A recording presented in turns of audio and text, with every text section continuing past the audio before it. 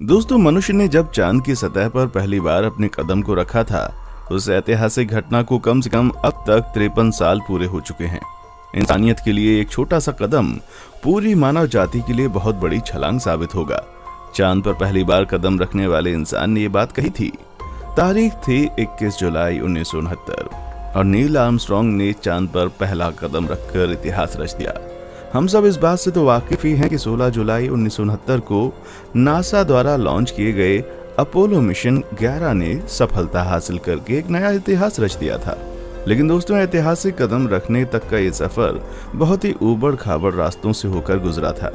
दोस्तों, ऐसी बहुत सी बातें होंगी अपोलो मिशन के बारे में जो आपको नहीं पता होंगी, और आज हम आपको यही बताने के लिए आए हैं कि आखिर ऐसी क्या क्या घटनाएं हुई थीं जिसके बारे में अब तक आप बेखबर रहे हैं। इसलिए इस वीडियो को एक सेकंड के लिए भी मिस ना करें। साथ ही अगर वीडियो पसंद आई तो वीडियो को लाइक करना ना भूलें। चलिए ज्यादा देर ना करते हुए वीडियो शुरू करते हैं। 20 जुलाई 1969 इसी दिन इंसान ने अपने कदम चांद पर रखे और इतिहास रच दिया। दोस्तों, शायद आपको ये बात पता ही हो कि नासा द्वारा लॉन्च किया गया अपोलो 11 21 घंटे 31 मिनट तक चांद की सतह पर रहा था और 24 जुलाई 1969 को वापस लौट आया।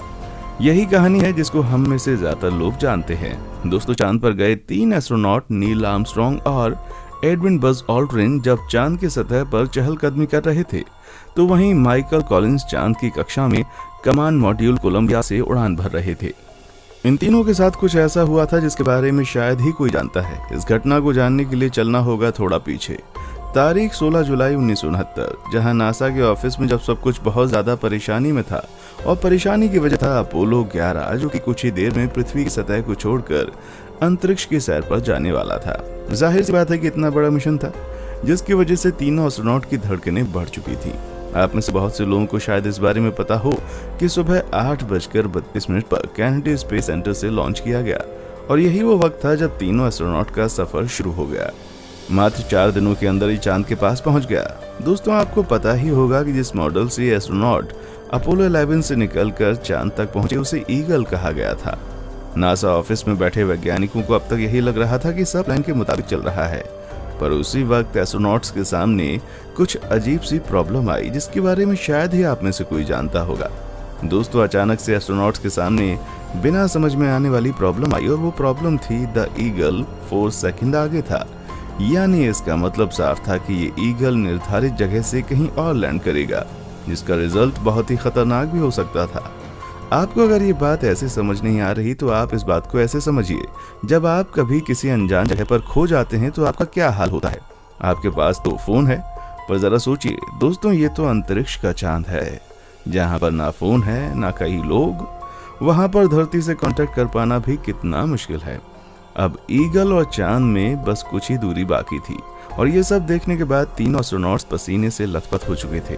अभी तीनों एस्ट्रोनॉट्स मुसीबत को तो झेल ही रहे थे कि तभी उनके सामने एक और प्रॉब्लम आ खड़ी हुई। प्रॉब्लम ये थी कि अपोलो गाइडेंस कंप्यूटर, जो कि बहुत ही जरूरी होता है, उसने अचानक से एरर कोड 1202 डिस्प्ले किया। और इस कोड का क्या मतलब था, इसकी जानकारी तीनों में से किसी भी एस्ट्रोनॉट को नहीं थी। अब ऐसे में नील आर्मस्ट्रांग ने अपना दिमाग चलाया और फटाक से इसके बारे में नासा को बताया। इसके बाद दोस्तों, नासा ने बोला कि वो इस एरर को इग्नोर करके आगे बढ़ें। पर दोस्तों, आगे जाकर इस बात का पता चला कि रडार सिस्टम में ज्यादा कमांड आने के कारण सिस्टम ओवरलोड हो गया था। अब एक तरफ ये एरर और दूसरी तरफ चांद पर लैंड करने की टेंशन। अब ऐसे में नील आर्मस्ट्रांग ने हिम्मत और अपना दिमाग शांत करके सारा कंट्रोल अपने हाथ में ले लिया और ऐसी जगह स्पेस लैंड कराया दोस्तों, जिसकी वजह से सबकी जान बच गई। बता दें, 20 जुलाई 8:17 पर बिना किसी को चोट पहुंचाए ईगल की लैंडिंग चांद पर हुई। नील आर्मस्ट्रांग ने जिस जगह पर एयरक्राफ्ट को लैंड करवाया था, उस जगह को उन्होंने सी ऑफ ट्रैंक्विलिटी का नाम दिया।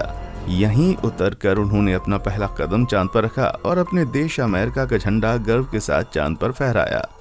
अब आपको लग रहा होगा कि तीनों एस्ट्रोनॉट सही सलामत लैंड कर गए, अब मिशन में कुछ गड़बड़ नहीं हुआ होगा। तो दोस्तों, आज आपकी गलतफहमी भी दूर किए देता हूँ। जैसे आपको लग रहा है कि सब कुछ सही हो गया, वैसे ही उस वक्त ये एस्ट्रोनॉट्स भी इस गलतफहमी के शिकार थे, क्योंकि जैसे ही उन्हें लग रहा था कि सबसे वो निपट चुके हैं और जैसे ही वो आगे बढ़े धरती की तरफ, तभी दोस्तों कुछ ऐसा हुआ जो आपके पैरों तले जमीन खिसका देगा। लेकिन उससे पहले दोस्तों, आप हमारे चैनल के लिए एक लाइक और ढेर सारे सब्सक्राइब तो कर ही सकते हैं। तो फटाफट से कर दीजिए, उम्मीद है कि आपने कर ही दिया होगा। चलिए बढ़ते हैं आगे कि आखिर हुआ क्या था। हुआ यूं दोस्तों कि जब झंडा फहरा लिया गया तभी उनके साथ कुछ ऐसा हुआ जिसकी वजह से उन्हें लगा कि अब वो कभी धरती पर नहीं जा पाएंगे। बता दें कि चांद पर होता है टेम्परेचर कम, जिसकी वजह से स्पेसक्राफ्ट के फ्यूल में प्रेशर बढ़ चुका था और धीरे धीरे करके वो नमी बर्फ में बदलती जा रही थी। ये सब देखकर नासा भी अपने एस्ट्रोनॉट्स के ये बताने ही वाला था कि वो एयरक्राफ्ट से हट जाएं, क्योंकि वो एयरक्राफ्ट कभी भी ब्लास्ट हो सकता है। ऐसा हुआ तो नहीं दोस्तों, पर जरा एक बार को सोचिए, अगर ऐसा होता तो क्या होता। इनका धरती से कनेक्शन जो टूटता वो टूटता, लेकिन इनका वापस धरती पर आना इम्पॉसिबल था, है कि नहीं दोस्तों? आपकी इसके बारे में क्या राय है, कमेंट सेक्शन में आकर जरूर बताएं। चलिए आते हैं टॉपिक पर। सब लोग इस वजह से परेशान थे और सोच रहे थे कि किया क्या जाए। तभी दोस्तों एक चमत्कार हुआ।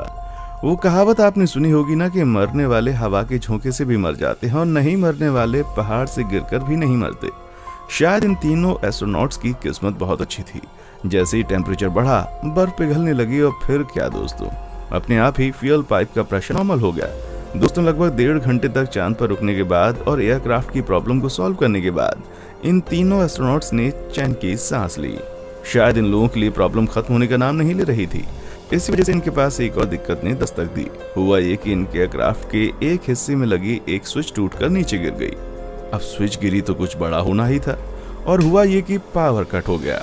अब जैसे तैसे करके एडविन ऑल्ड्रिन के हाथ में स्विच तो आ गई थी, पर इसे लगाना बहुत बड़ी मुसीबत थी। जाहिर सी बात है कि ट्रेनिंग के वक्त इन्हें ऐसा कुछ सिखाया नहीं गया था और इस वजह से इन्हें कुछ जानकारी नहीं थी। साथ में ये भी डर था कि कहीं कुछ ठीक करने के चक्कर में कुछ और ना खराब हो जाए। दोस्तों इस वक्त इनकी क्या हालत हुई होगी, इसकी कल्पना शायद ही कोई नहीं कर सकता। वैसे एडविन ऑल्ड्रिन ने इस प्रॉब्लम से निपटने के लिए जी जान लगा दी, फिर भी नाकामयाबी ही हाथ लगी। तब एडविन ऑल्ड्रिन के दिमाग में एक देसी जुगाड़ आया। वैसे भी देसी जुगाड़ कितना काम आते हैं वो तो हम सब जानते हैं। एडविन ऑल्ड्रिन ने पेन को उस छेद में डाल दिया जहां स्विच निकल गया था। दोस्तों 6 घंटे में जिस मेहनत ने रंग नहीं दिखाया था, वो बस 1 मिनट में अपना असर दिखाने लग गई और सारे प्रॉब्लम को सॉल्व करके आखिरकार वो वक्त आ ही गया जब उनके धरती पर वापस लौटने का वक्त हो गया था। लौटने का प्लान था ये कि कोलंबिया विमान से उन्हें वापस आना था और उसमें मौजूद 2 मॉड्यूल थे। पहला मॉड्यूल जिसमें एस्ट्रोनॉट सवार थे और दूसरा मॉड्यूल जिसमें धरती से लाया गया सामान था। बता दें कोलंबिया को धरती पर आते ही अलग अलग बचाना था ताकि ये आपस में टकराएं। जब तक ये धरती पर नहीं आ जाते शायद मुसीबत इनका पीछा नहीं छोड़ना चाहती थी। तभी तो जहां इन दोनों मॉड्यूल को अलग अलग जाना था, ये एक के पीछे एक आ गए और वो भी बहुत ज्यादा स्पीड के साथ। अगर ये दोनों आपस में थोड़ा सा और करीब आ जाते तो दोस्तों बड़ा धमाका होना तो बिल्कुल तय था, पर भगवान की कृपा से दोस्तों ऐसा कुछ नहीं हुआ।